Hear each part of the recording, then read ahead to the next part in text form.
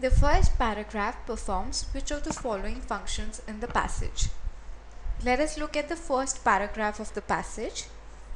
It talks about why there is the need to change the definition of citizenship, or the citizenship to have other forms also, and then it goes on to mention various different citizenships that can help the issue. Both these points are mentioned in option C, and hence it is the correct answer. Let us look at how we can negate the other options. Option A. The paragraph provides a distinction between the different theories of citizenship. No, the paragraph only states different theories of citizenship.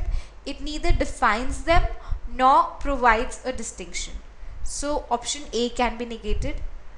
By the same logic, we can negate option B because the passage or the paragraph does not define these various theories of citizenship.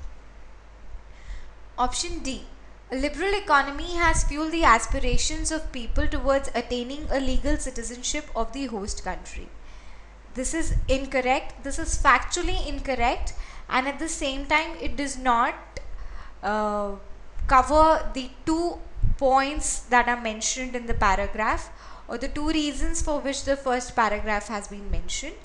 This option is factually incorrect because the paragraph clearly states that people are moving towards other countries, but at the same time they maintain strong ties with their homeland.